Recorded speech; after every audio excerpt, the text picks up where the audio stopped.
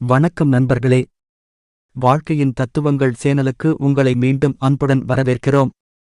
இன்று நாம் பார்க்கப் போவது ஒரு வீரத்தின் கதை மட்டுமல்ல, அது ஒரு தத்துவத்தின் கதை, நம்பிக்கையின் கதை, மனித உறவுகளின் ஆழத்தைக் கற்றுத்தரும் ஒரு பாடம். ஒரு வீரனின் இதயம் தேசத்திற்காக எப்படி துடிக்கும் என்பதை உணர்த்தும் உண்மைச் சம்பவம். போர் நாயகர்களின் அசாத்திய தப்பித்தல்.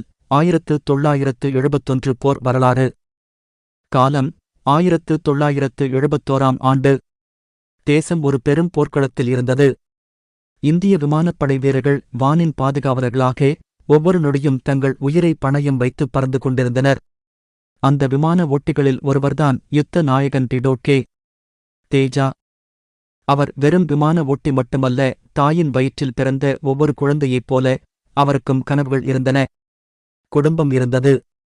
ஆனால் தேசம்தான் அவருக்கு முதல் காதல். ஒரு நாள் அவரது போர் விமானம் எதிரிகளின் தாக்குதலில் சிக்கியது.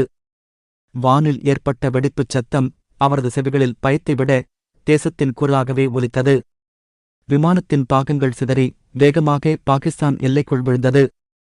மரணத்தை வென்றவராக உயிர் தப்பிய தேஜா உடல் முழுவதும் காயங்களுடன் எதிரிப்படையினரிடம் சிக்கிக் கொண்டார்.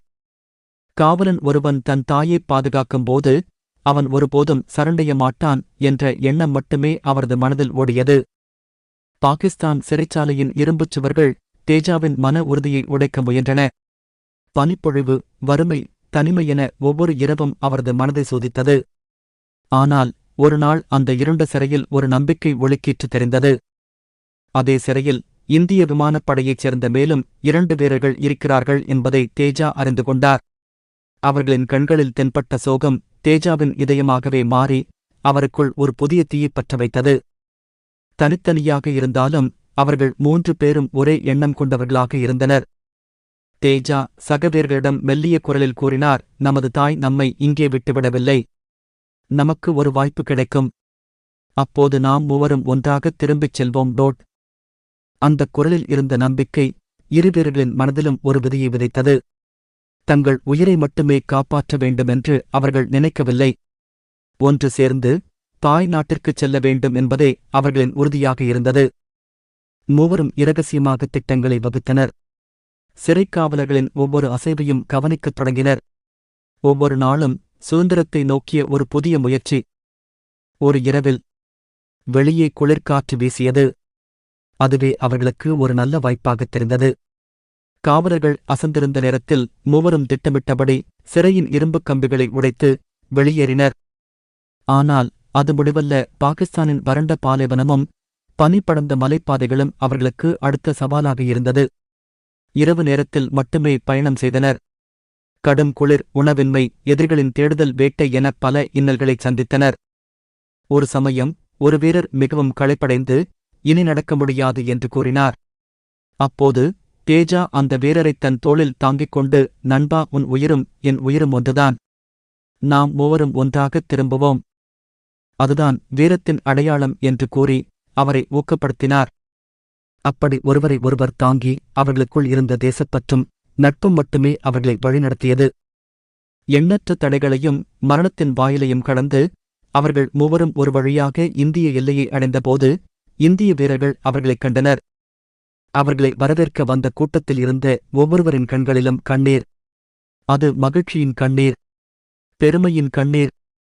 தேஜாவிற்கும் அவருடன் தப்பி வந்த வீரர்களுக்கும் இந்திய அரசு வாயு சேனா பதக்கமும் மற்றும் விசிஷ்ட சேனா பதக்கமும் அளித்து கௌரவித்தது. ஆனால் அதைவிட அவர்களுக்குப் பெரிய விருது அவர்கள் உயிர் தப்பி தாயகத்தின் மண்ணை மீண்டும் விதித்ததான்.